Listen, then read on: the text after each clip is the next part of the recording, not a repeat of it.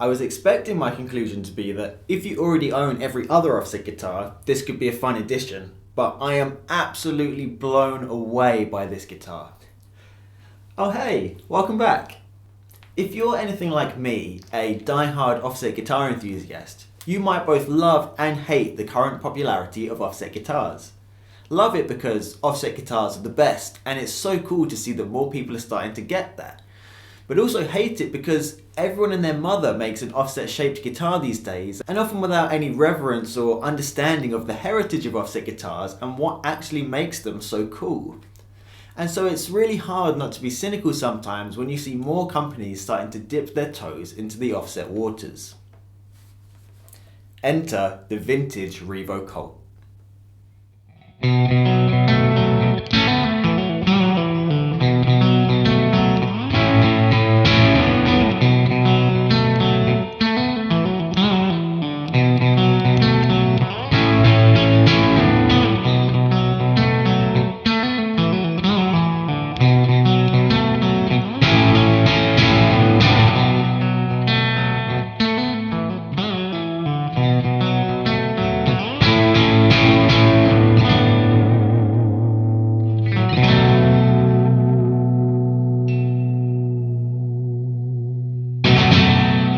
I was really intrigued when I saw the Vintage REVO line of guitars. They seem to offer really interesting and original takes on offset classics, but with some unusual specs.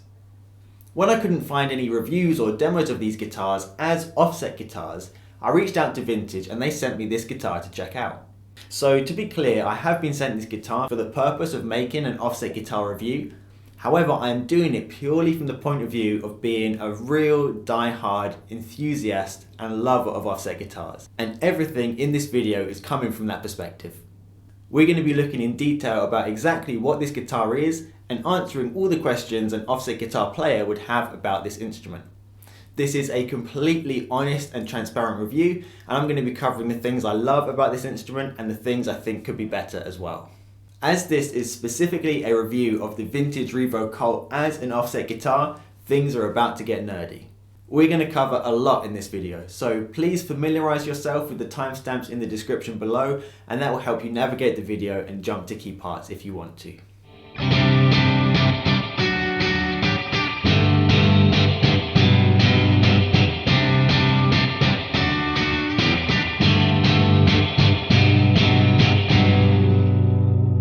If you want to see more offset specific reviews of other guitars in the Vintage REVO line, please like and share this video and let me know in the comments which guitars in the REVO line particularly catch your eye.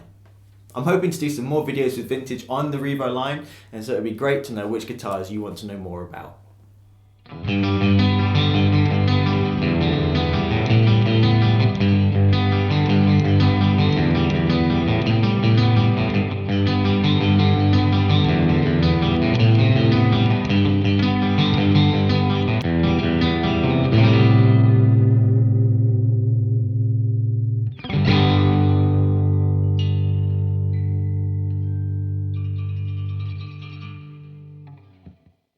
So the Colt was unveiled last year as part of a whole line of mostly offset guitars created by Vintage and designed in collaboration with Allen Entwistle. But just who are Vintage guitars and Allen Entwistle anyway? For those of you unfamiliar, Vintage guitars are owned, created and distributed worldwide by JHS. But not the JHS you're probably thinking about, the original JHS, John Hornby Skews. John sadly passed away just a couple of months ago, but his ethos of delivering high quality guitars at an affordable price for working musicians very much lives on. And while John Hornby Skews isn't a household name amongst offset guitar players, the contributions that he's made to music and to the guitar industry are definitely felt by us. Allen Entwistle isn't necessarily a household name amongst offset guitar players either, but maybe he should be. Allen Entwistle is like a mad scientist, and his career is built on quirky 1960s style instruments and with a couple of interesting offset guitar things in there as well. For example, I'm sure we've all seen by now the aftermarket Jazzmaster sized P90 pickups that you can get for your Jazzmaster guitars. However, Allen makes a P90 sized Jazzmaster pickup with a proper 1/8 inch tool bobbin and Alnico rod magnets. and it only costs £25. I've owned 3 of these and they are such cool pickups, and I don't know anyone else making anything like that, and I don't know why no one's talking about that more. But the thing that impresses me most about Alan is that he actually lives out in China, and he is on the shop floor of his factory in China every single day, making sure that the production and quality of all of his products is up to scratch. I don't know anyone else who puts that much care and attention into Far Eastern made instruments, and I believe that these guitars are made in Alan's factory. Between the experience and expertise of John Hornby Skews, Alan Entwistle and Trev Wilkinson, the Revo line of guitars are made by a pretty formidable team.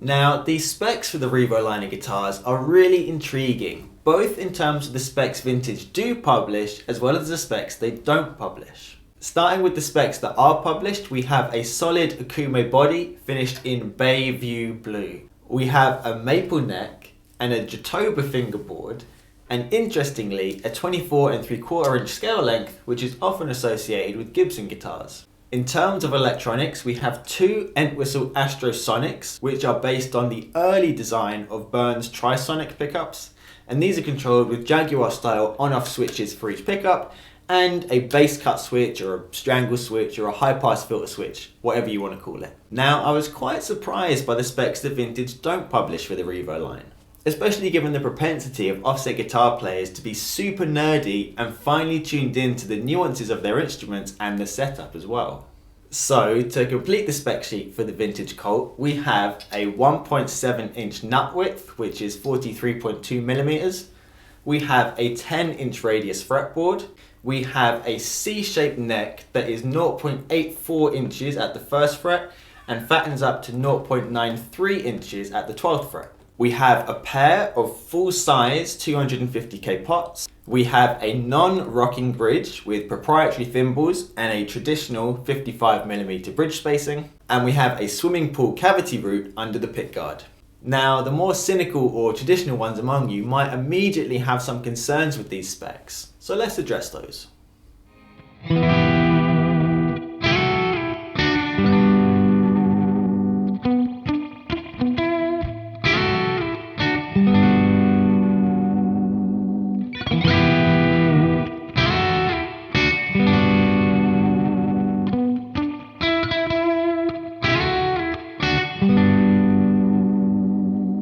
So regarding the body, a lot of people might assume that Akume is a cheap, less desirable wood because it's less well known, but that really isn't the case at all.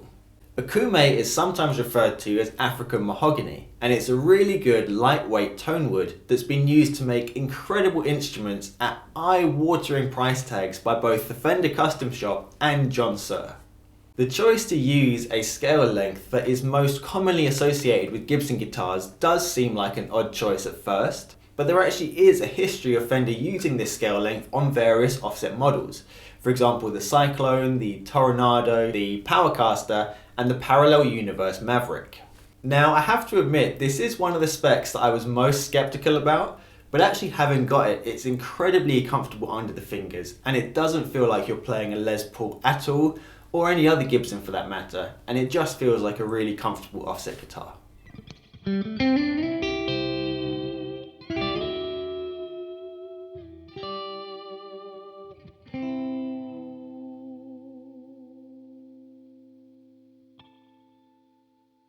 Now, I know you're all going to be worried about the fretboard and how this wood compares to rosewood. Jatoba is otherwise known as Brazilian cherry, and although it isn't quite as dark as rosewood, it is incredibly smooth, very hard, harder than rosewood in fact, a touch waxy, and overall feels kind of like a middle ground between rosewood and ebony. After a nice oiling, the fretboard darkens up nicely and it then feels even closer to ebony. This is an excellent fretboard material, it feels really nice, and I wouldn't think twice about buying a guitar with a Jatoba fretboard now. It's smoother feeling than my rosewood fretboards, it's way darker than a Palfero fretboard, and it's in a completely different league altogether to an Indian Laurel fretboard. And if the colour really bugs you, then get some Monty's Monty Presso Relic Wax, smack it all over, job's a good one. There is nothing to worry about with this fretboard material. Some of you also might be worried about how compatible the Colt will be with aftermarket offset bridges, given that it has a 10-inch fretboard radius and most bridges will come in a fixed 7.25 or a fixed 9.5 inch radius. Well, I wouldn't worry about it. The difference between a 9.5 inch radius and a 10 inch radius is so minuscule that you won't have any issues using a fixed 9.5 inch radius bridge on this guitar or any aftermarket offset bridge where you can manually set the radius of the bridge. No worries there. And lastly, for those of you in the skinny nut club, you might be concerned about the 1.7 inch nut width. While it is quite wide, I have to say it's actually really comfortable and much more comfortable than I was expecting. And it's actually not that much different to a modern Fender nut width.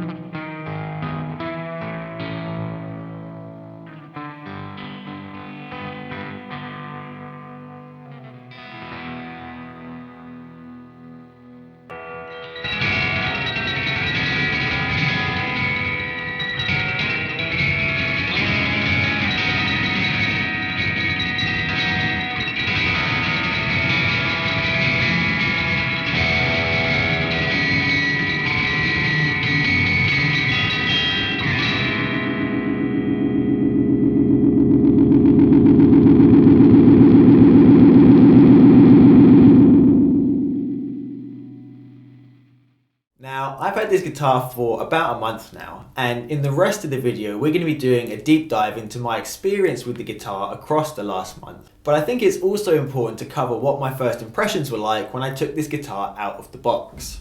We've probably all seen Mike Adams' review of the Squier Classic Vibe Jaguar, where he talks about how poorly cut the nut is, how dry the fretboard is, how dodgy the hardware is, but that is absolutely not the case with this guitar at all. I have to say, my initial reaction to this guitar was overwhelmingly positive. The first thing I noticed was that the guitar felt very compact despite having a longer scale length than I would associate with a guitar of this style. And actually it is about an inch shorter overall than this guitar behind me. The second thing I noticed was that the nut did feel a little bit wide, but that the profile of the neck fits my hand in a really comfortable way. Thirdly, I noticed straight away that this guitar has a really nice, full and articulate acoustic voice that is exactly what I'm looking for in an offset guitar. It has a tight and punchy low end, and it has articulate and snappy highs as well. It's absolutely perfect. Overall, I was really impressed and happy to find that it just feels like a proper offset guitar. It doesn't feel like a guitar that's pretending to be an offset guitar. Immediately, straight away, it just feels like a proper offset guitar. And lastly, overall, the fit and finish and the quality of this instrument immediately shines through. It is really incredible. But we'll get into this in more detail later on. Alright, so that should have given you a pretty good idea of what this guitar is like. So now let's jump into what I love about this guitar.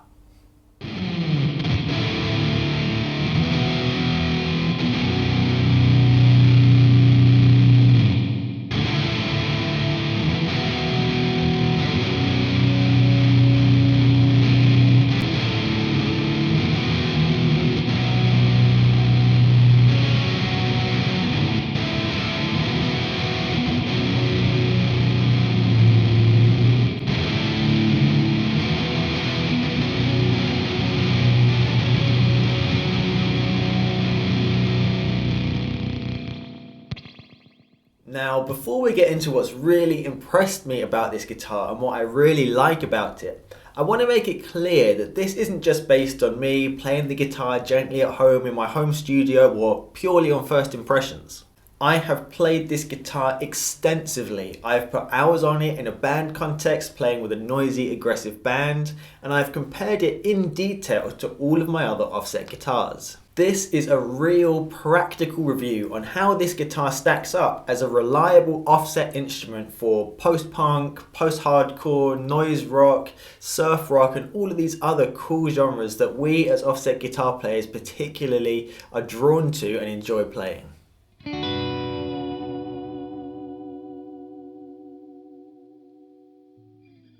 Okay, so we're going to break my positives down into 4 categories: setup, neck, hardware, and pickups and electronics. So starting with setup, one of the first things you notice about a new guitar is how well it's set up from the factory. And while every guitar might need a little tweak here or there was really very little that needed doing with this guitar when I took it out of the box. The truss rod needed a small tweak, and while the action was perfectly playable all the way up and down the neck, it was set incredibly low, and I just needed to raise that a little bit higher. But other than that, the guitar came properly intonated, the bridge was radiused correctly, the pickups are nicely balanced, and the vibrato was set up really well too.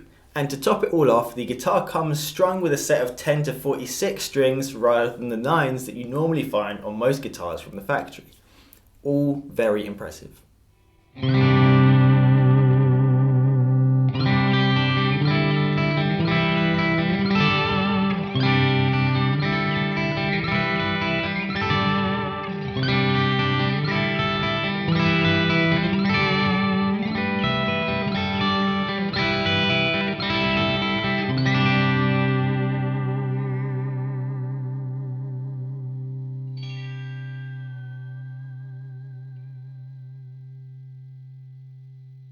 When the guitar first arrived, I thought that it might have an angled neck pocket based on the height of the bridge off the body. However, when I took the neck off to have a look, I found that the neck is shimmed from the factory with a little bit of wood and a couple of bits of cardboard, just how Leo Fender intended his original offset designs to be. It is so nice and so cool to see this from the factory. It shows such an appreciation for and an understanding of Leo Fender's proper original offset guitar designs, and it's so nice to see that real appreciation and understanding of what an offset guitar is and should be, and also that the shims are an appropriate size. I was so impressed by this. I was completely blown away.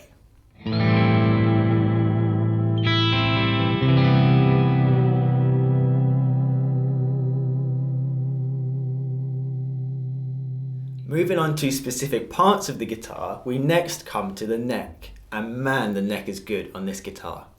Despite its non-traditional specs in a lot of regards, the profile of this neck is very similar to my Jazzmaster, and any offset guitar player who is used to playing Mustangs or Jags or Jazzmasters will feel perfectly at home with this neck. Even though my preference is for a round 7¼ inch fretboard radius and a skinny vintage nut width, I've found this guitar impossible to put down. It is so fun to play. It is a very comfortable neck and it feels really, really playable. I have medium-sized hands and I find this neck a really natural and pleasing fit. In fact, I've even found the wider nut width actually quite useful in some applications.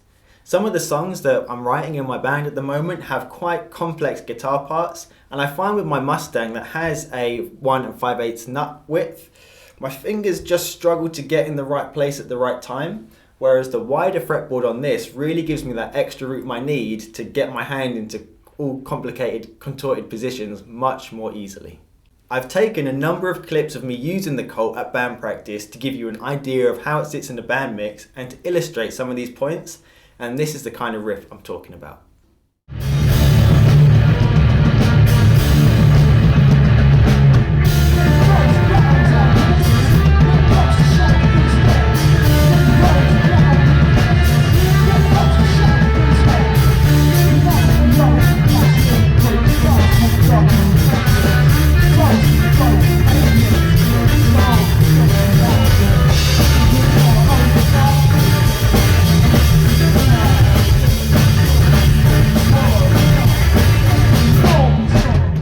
Moving on to the frets, we've covered the smoothness of the fretboard already, but the frets themselves are also surprisingly smooth for a guitar in this price range. Now, we have to be reasonable here. They're not going to be the same quality as on a custom shop guitar.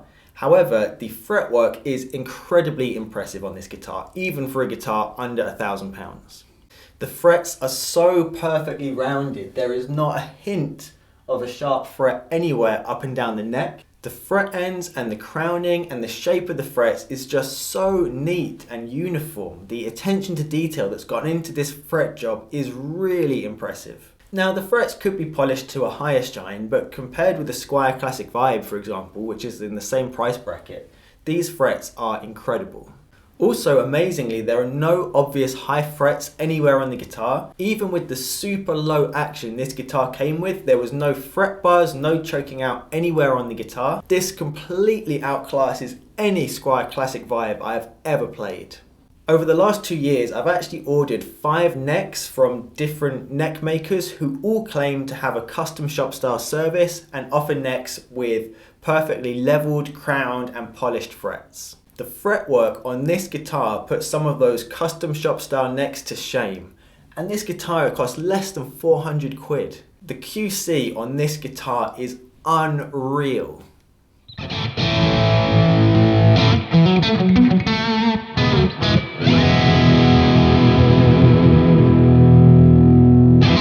Even more impressive than the fret job perhaps is the fact that the nut on this guitar is cut perfectly. The nut slot for each string is cut to the perfect depth, and the slots are cut to the proper size to accommodate the 10 to 46 strings as well. This is so important on an offset guitar to ensure the proper stability and function of the vibrato. And again, it's unheard of in this price range and even on guitars that cost twice this much.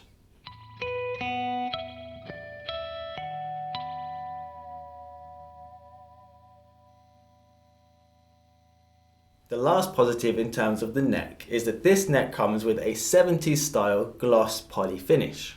Now, I know a lot of you get very hung up on glossy finishes, but I took this guitar to a 3-hour band practice and I didn't find any issues with the neck getting too slippery or too sticky or horrible feeling in any way whatsoever. And to put that into context, I'm one of those horrible sweat monsters that always has sweaty hands, can only play elixir strings, and used to sand the gloss finish off the back of my necks because I found them to be such an issue. And so if I don't have any issues with the gloss finish on this neck, I don't think you will either.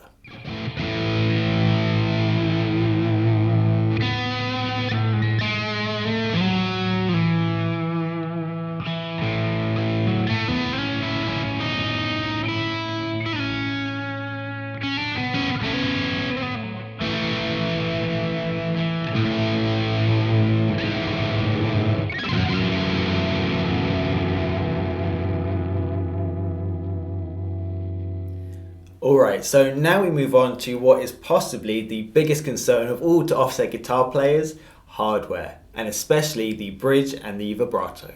I have to say, I wasn't sure what to expect with the hardware on this guitar, but I was really pleasantly surprised. And so starting at the bottom and working our way up, we find that the Colt is equipped with a proper Mustang vibrato. Hallelujah! It is so nice to see a Mustang-shaped guitar with a Mustang vibrato. Massive props to Alan and the team at Vintage for this design decision. The oft-maligned and much misunderstood Mustang vibrato is actually great and is genuinely one of my favourite vibratos, but this one isn't necessarily a standard Mustang dynamic vibrato. When I first picked up this guitar, I was amazed at how responsive the dynamic vibrato was. The action of this vibrato is just so springy and responsive, and whenever you depress it or even when you lift it up, it just springs straight back to its neutral resting point so effortlessly. The feel of this dynamic vibrato is much closer to my vintage 1969 Fender dynamic vibrato than it is to either of the modern Mustang vibratos, the made in Korea or the made in Japan. The feel of this vibrato is so smooth and the action is so responsive that I thought it must have sharpened pivot posts like the vintage Fender design. So I took it off to have a look and I discovered something quite interesting. It turns out this unit doesn't have sharpened pivot points, it just works really well. But there's something unexpected that I came across as well. Unlike every other Mustang vibrato I've ever seen, this unit doesn't have adjustable spring tension. It's just preset. I have never seen a Mustang dynamic vibrato like this before, and I don't know how much input Vintage or Trev Wilkinson or Allen Entwistle had in the design of this vibrato. It more or less seems to be perfectly calibrated to be used with 10s or 11s. After a full setup, the cigar was pitched back ever so slightly, and so I think this vibrato would be fine with 11 to 49s or 10 to 52s, and I'd love to try it out with a heavy bottom set of 11s or 12s as well. Given that most people probably play 10s or 11s with a Mustang, I think this is a pretty smart idea because it takes the guesswork out of the Mustang vibrato setup, which can be a little bit complicated, and it enables people to just pick up and play the guitar, and it just works out of the box. I think this is really nice because it means less nerdy or less experienced players can get just as good a result out of the vibrato as those of us who have been used to offset guitars for a long time and know all their foibles and the intricacies and the ins and outs of the setup of these funny vintage designs. I think that's really cool. Now, while a lot of people demo offset vibratos by giving them a gentle wobble at home, that's not how a lot of us play most of the time. And so when I took this guitar to band practice, I really laid into the vibrato heavily to see how it compares to offset vibratos from the Big F. Here's how I got on.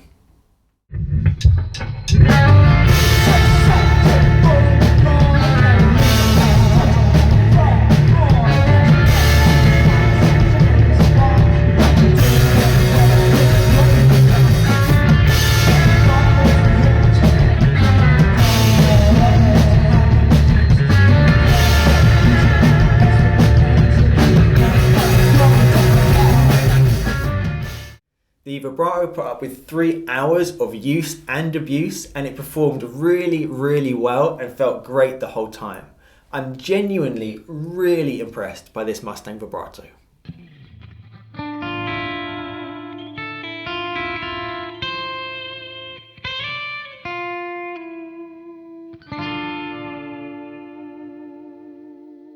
And with that, we come on to the area that can make or break an offset guitar, and the area that often causes the most problems, and that is the bridge. And thankfully there are a lot of positives with this offset bridge. Again, I don't think I've seen this specific offset bridge before. It's kind of like a hybrid between a traditional Mustang bridge and a traditional 6-saddle barrel bridge. It has 55mm string spacing and proprietary non-rocking thimbles. I have to say I was a little bit concerned when I saw just how many adjustment screws there are on this bridge. It's not necessarily an excessive number, but it's 12 more, for example, than you get on a Squier Classic Vibe bridge. However, surprisingly, I have found this bridge to be virtually buzz and rattle free. On a couple of occasions when I played the 20th or 22nd frets on the high E string, I did hear a little bit of sympathetic buzzing, but it wasn't consistent, it certainly wasn't there all the time. Apart from this, there was not a hint of buzz or rattle from this bridge at all.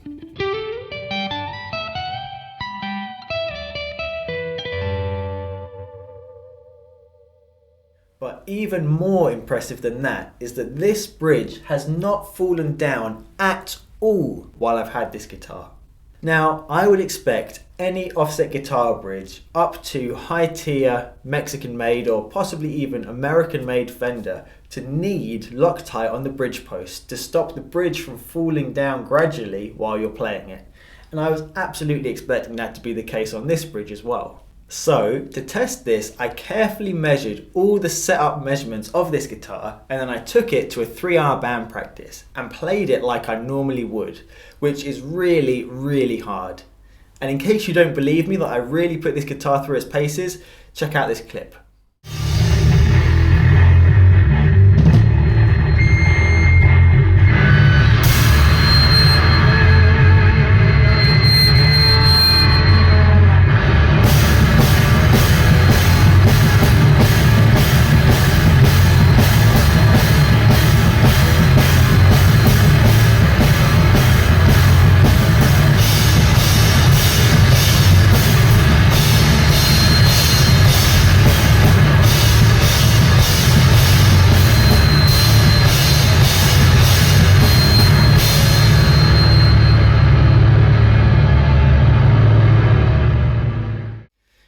home from band practice, I eagerly unpacked the guitar and retook all the measurements, and to my amazement, the bridge had not moved at all, despite 3 hours of really heavy road testing. I am so impressed and utterly amazed at this. In the past, I've been sent other handmade boutique bridges to test, and I've done exactly the same thing, taken them to band practice with the same band and played in exactly the same way, and even some of those boutique offset bridges have fallen a little bit by the end of the band practice. So the fact that this bridge didn't shift at all under the same conditions is truly remarkable. Also, the choice to use a non-rocking bridge shows that attention to detail has been put into every aspect of this guitar. They haven't just picked the cheapest or most readily available bridge and thrown it in the guitar. They have really thought about which bridge they want to use and how they want it to work, which is really impressive.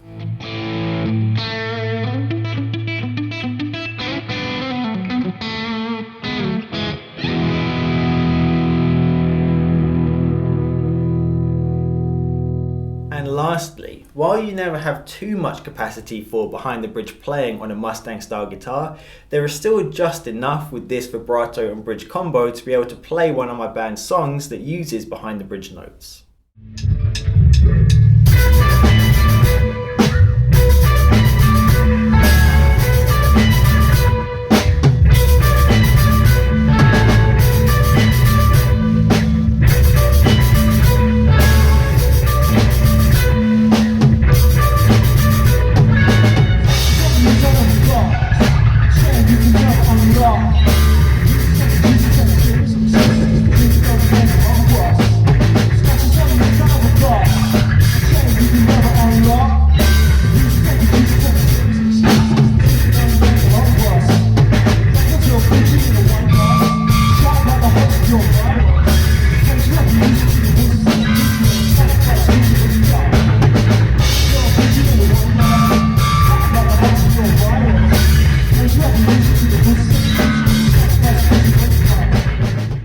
Lastly, for hardware, I was really taken aback by how much I like the machine heads on this guitar. The Colt wears a set of staggered Wilkinson Easy Lock tuners. This is my first time using staggered tuners, and I love how strident it makes the notes behind the nut, as you heard in that previous playing clip. The normal concerns that people have with staggered machine heads is that without a string tree behind the nut here, it can be difficult to get the strings set with the right degree of pitchback from the nut to the machine heads. And also, as a result of that, you can end up with buzzing or constant sympathetic vibrations from this short length of string behind the nut. However, that absolutely isn't the case with this guitar at all. There was never any buzzing back here, never any sympathetic vibration that I didn't want. And yet when I did want to make horrible noise back here, the notes were ready in abundance, and I really liked that. These tuners also feel really premium in operation. They feel way smoother and nicer quality than the tuners I got on any of my 3 Squier Classic Vibes. And they don't feel that far off the Gotos or the Klusons that I have on some of my guitars as well. And while I would prefer split post tuners because you can then take the strings on and off to tinker with your guitar, which is what I do all the time, these have held tune really, really well. They feel really nice. And I really can't fault them, they're really, really good.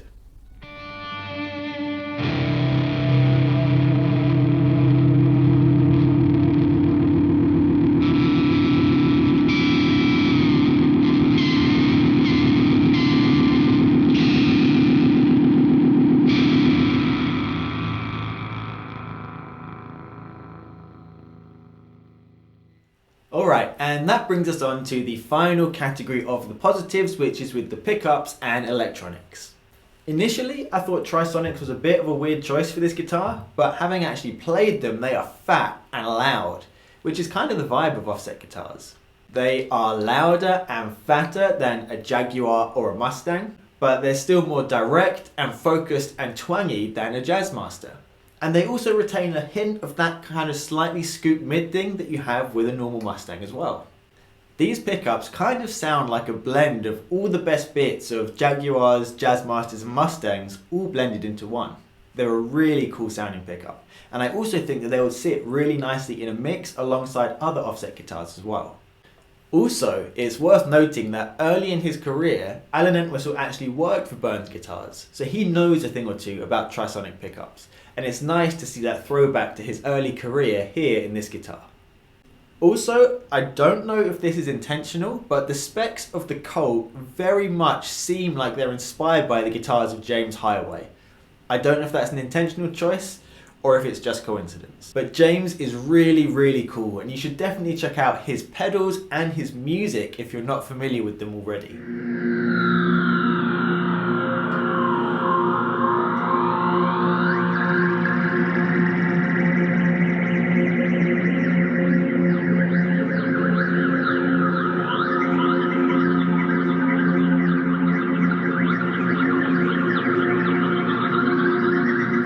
When I took this guitar to band practice, I found that these pickups have a really nice articulate voice that sits really well in a band mix. At the end of the session, we all commented on how good the sound had been for that particular practice, and how much fun we'd had playing all our songs. Everything just clicked and felt and sounded so good. How much of that can we attribute to the Colt?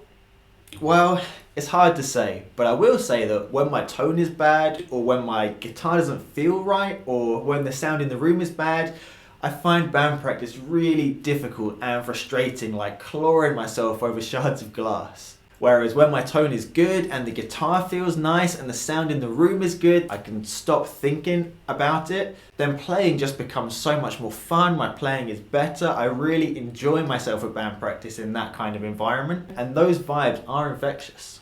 So I'm not saying the Colt was the only factor at play that made that one of the funnest band practices we've all had for ages, but it was certainly one factor.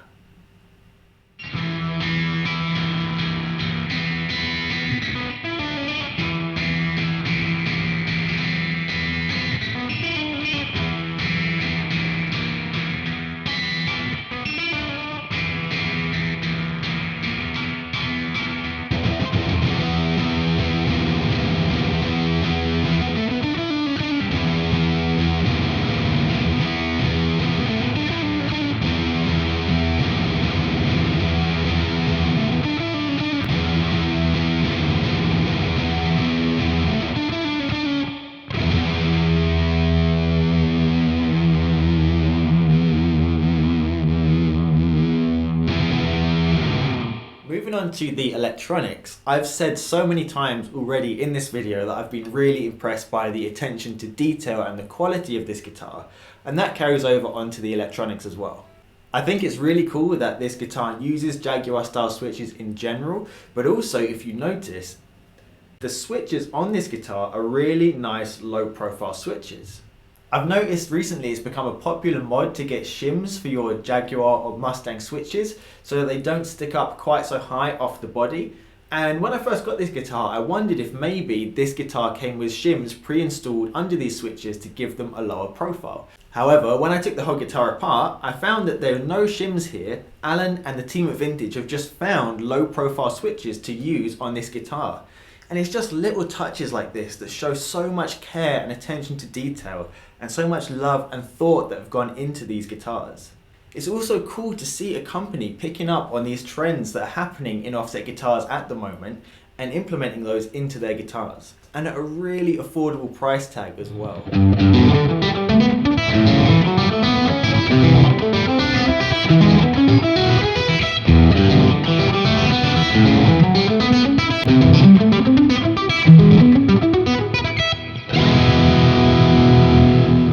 Last point for the positives on this guitar is with the bass cut switch, or the strangle switch.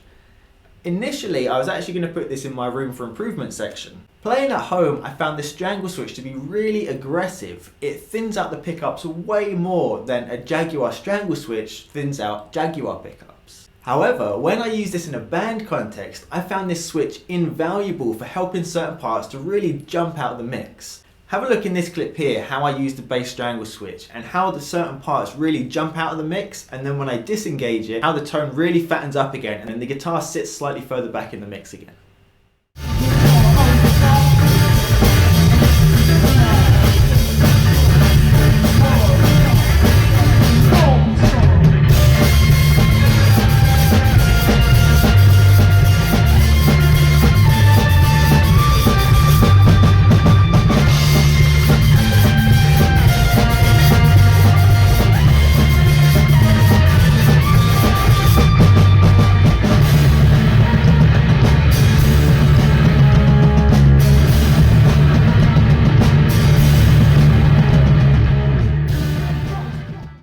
I was so impressed at how functional the bass cut switch is on this guitar, and I found it way more useful in a band context than I normally find a strangle switch on a Jaguar. So again, real thought has gone into that, and it just makes it so practical and usable.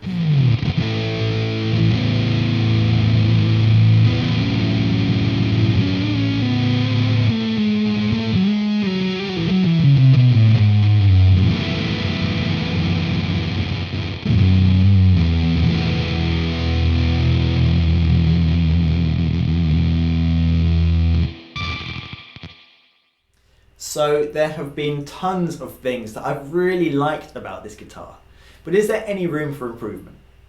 Well, I do have a couple of small complaints, but some of them are common to all Mustang style guitars. So let's start there. The biggest frustration that I have with any Mustang guitar that uses a modern Mustang dynamic vibrato is that the grub screw in the side that is used to set the position of the Mustang arm comes undone as soon as you start making any lateral movement with the vibrato arm at all. Now, this isn't a problem if you just set the vibrato arm at a certain position and you only apply upwards and downwards pressure to the arm and you never want to play with the arm in your hand. But if you want to do any kind of Kevin Shields, or perhaps more appropriately Belinda Butcher style playing with this guitar, playing with the arm in your hand, the arm will come completely unscrewed and fall out within about 8 bars. And if you think I'm exaggerating, just take a look at this next clip.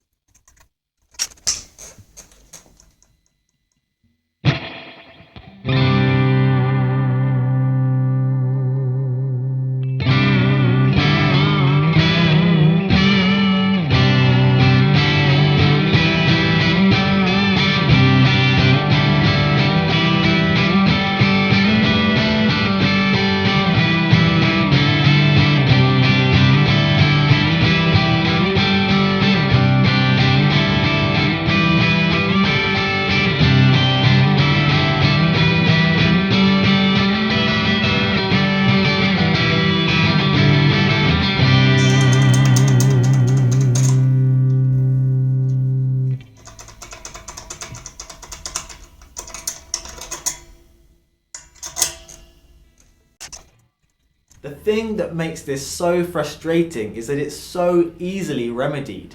You can just buy a grub screw with a little silicone part on the end from AliExpress or from McAllister or loads of other hardware places that will completely solve this problem. Even a little blob of Loctite on the grub screw will stop it falling out. And so, given the attention to detail on every other aspect of this guitar, I was kind of hoping that this would have been addressed, but sadly not. The good news is that it's an easy fix, but again, it would have been really nice to have had the thought that's gone into every other part of this guitar extended to the vibrato arm as well. Secondly, despite all the positive things I had to say about the bridge earlier, it can be incredibly uncomfortable on the hand. When I took this guitar to band practice, I wanted to have the bridge exactly how it came when I took it out of the box. And like I said, the bridge was technically set at a 10-inch radius, although the saddles were set pretty low on the bridge plate. And this meant that on the high E string saddle particularly, the height adjustment screws were sticking out really far from the top of the saddle. After a couple of hours of playing this guitar, particularly doing tremolo picking stuff where I'm anchoring my hand to the bridge, these screws really started to eat into the palm of my hand. And after a few hours of that, this is how my hand looked the next morning. When I got home, I re-radiused the bridge with the saddles set higher to try and eliminate this problem a bit, but the travel of the saddles prevents you from being able to have these height adjustment screws completely underneath the surface of the saddle. So despite all the positive things I had to say about the bridge earlier, for my particular playing style, I would swap this bridge out. The third thing to mention here is quite an odd one actually, but it has a really easy remedy. And that is that the Jaguar style switches that have been used on this guitar have been installed the wrong way round. What I mean by that is that on a normal Jaguar, when you have one of these switches in the up position, the switch is engaged, and when it's in the down position, it's disengaged. However, Vintage have wired these switches the other way around, so that when the switch is up, the switch is disengaged, and when it's down, the switch is engaged. And I have found this so unbelievably confusing. Even after having played this guitar for a month, I'm still getting confused by this, and I've had to do so many takes of this particular section because I can't remember which guitar has the switches which way round. It's a really weird choice. I don't know why they've done that. Yeah, I just can't get my head around it. Luckily, however, it looks like there is enough slack on all the wires under the pickguard here that you can flip the switches the other way around, and I think I would definitely do that on this guitar. The last thing you want is to be playing on stage and to get confused by the switching and turn all your pickups off instead of turning the right one on. And finally, despite the flawless finish everywhere else on this guitar, when I took this guitar out the box, it did have 2 small finish cracks around the neck pocket. Personally, this doesn't bother me at all. It's kind of inevitable with a guitar with a bolt-on neck, and it doesn't affect the function or the playability or the reliability of the guitar at all. It's purely aesthetic, and I really don't think it's a problem at all, but I thought I would raise it because for some of you guys, that might matter. And that is it. That is all the negative things I have to say about this guitar. And really that tells you how good this guitar is.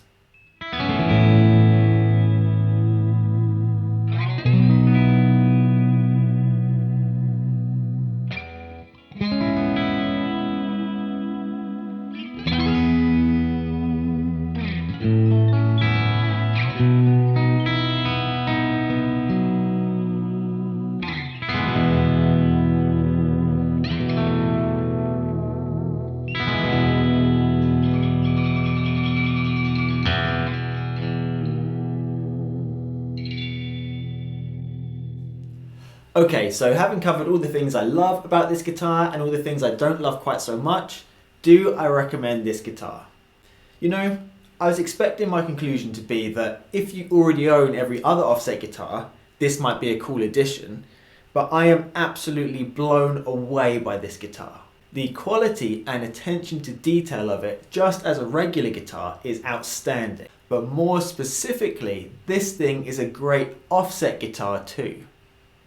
Despite some specs that seem questionable on paper, this thing isn't just a cynical cash grab. This instrument understands what an offset guitar is, what makes them so great, and what makes them so fun and desirable to play. It understands the history of offset guitars and the setup of offset guitars and how offset guitars were originally designed to be as well. And yet it manages to offer its own original and unique take on those classic designs that's really, really fun, but still feels and looks and sounds completely at home alongside all the other more traditional classic offset guitars. And I think that that is an incredible achievement. Not only does the quality of this guitar seriously surpass the previous offerings I've tried from Vintage and Revelation, this is easily higher quality than any of the recent Squier Classic Vibes that I've played. I would go so far as to say that the quality of this guitar is on par with a Fender player model, although with better hardware and electronics, or maybe even on par with a Fender Vintera. And while I have to admit that the nut does sometimes feel a little bit wider than the maximum that I'd really ideally want, the quality of the rest of the guitar and just how much fun it is to play makes that pretty easy to forget. So yes, I wholeheartedly recommend the Vintage REVO Colt. And I can't wait to try some more of the guitars in the REVO lineup as well.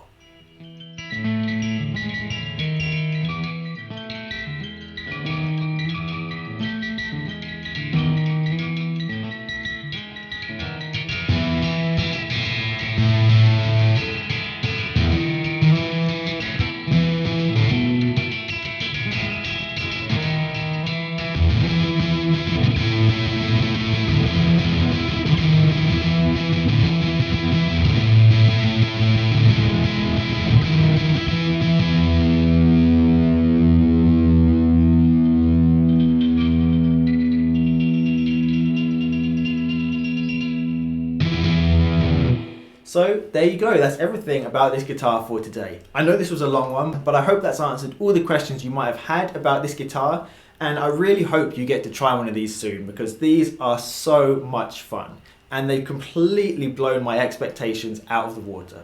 I actually really hope I'm going to be able to keep this guitar and to continue to use it on the channel and in my band as well, but we'll see about that.